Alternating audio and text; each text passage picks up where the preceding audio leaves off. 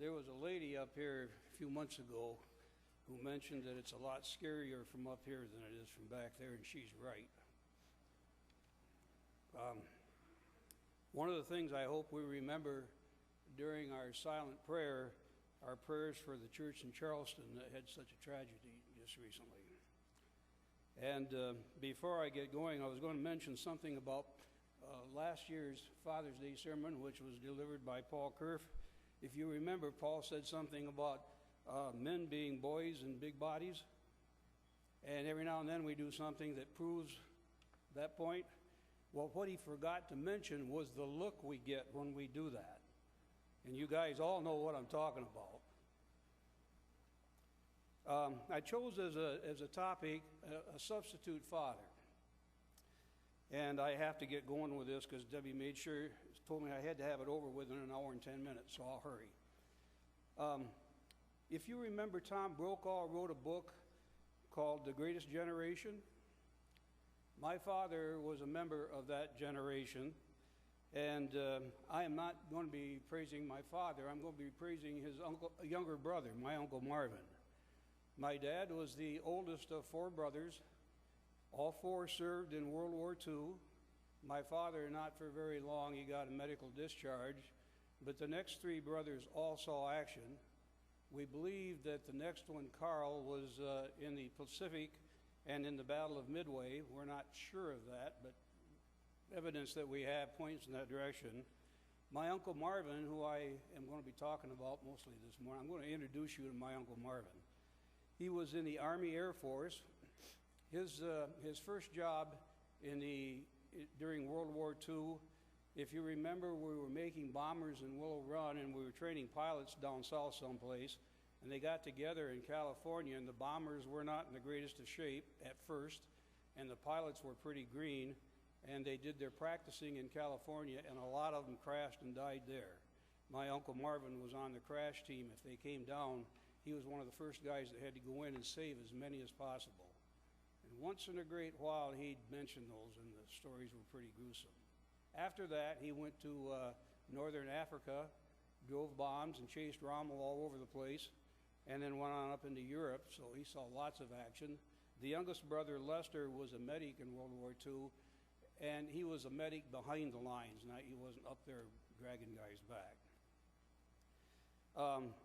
It happened that my father's birthday was April 21st, and my Uncle Marvin had the same birthday, so they were born on the same day.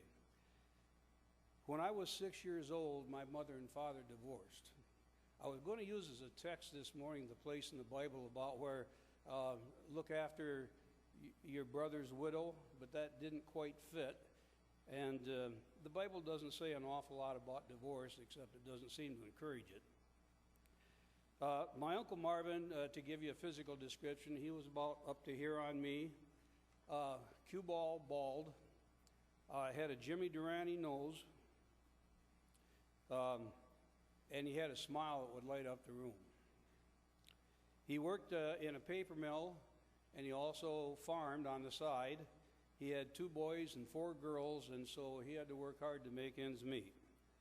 The divorce, back when I was 6 years old, people didn't get divorced, and it was a very bitter affair, and as you can imagine. And society didn't look on divorce where more than half of us get divorced today, if I'm not mistaken. But my mom did let me go down and visit with my grandma and my Uncle Marvin about junior high age. My Uncle Marvin introduced me to hunting and fishing and outdoor ethics. He was very, very ethical. One thing I have to mention on the hunting part, he had a 16-gauge shotgun. I don't think I ever fired anything that hurt as bad as that thing did. And he said, every time you go hunting, you haven't been hunting unless you fired your gun. And he said, here, I'll let you fire mine and I'll fire yours. And I couldn't figure out enough excuses not to shoot that thing that he had, but I rarely got out of it. Having said how many children he had and how hard he had to work to make ends meet, he didn't have a lot of extra money, but when I would go down, we would go fishing. And one of the things we always did is check out all the fishing stores in the area. And some of you guys who fish a lot know what I'm talking about. There's always liable to be a new lure or something in there that you just have to have.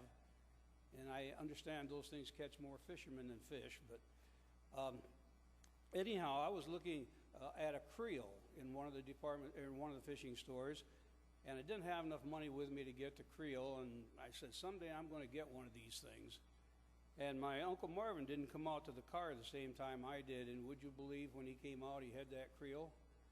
I've broken it twice, fixed it twice, and I still have it, and when I catch a trout, it goes in that creel. He taught me the virtues of honesty, of being fair. He taught me how to have a sense of humor, and he taught me that if you're going to do a job, it's worth doing well. I wouldn't say he taught me to cry, but I remember when his oldest grandson died as an infant, seeing my Uncle Marvin with his tears, and they were big ones. He was not a perfect man. He knew all the bad words, and on the right occasions, he knew how to pronounce them and practice them.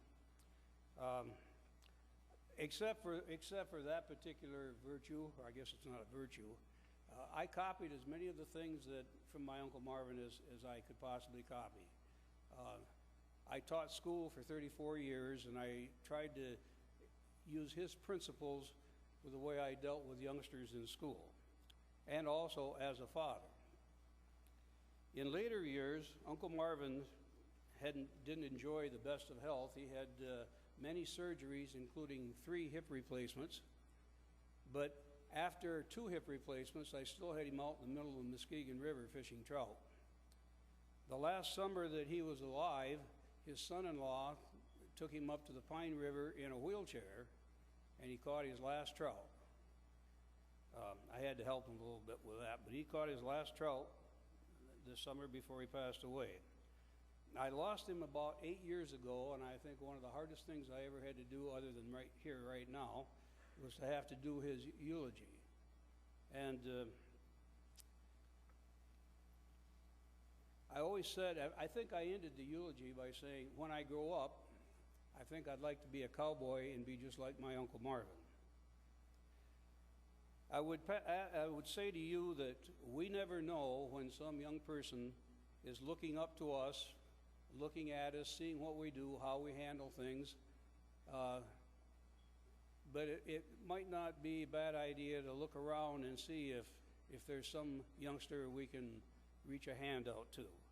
There's an old saying, it takes a village to raise a child, and I would say that the other part of that saying is, be part of that village. Thank you.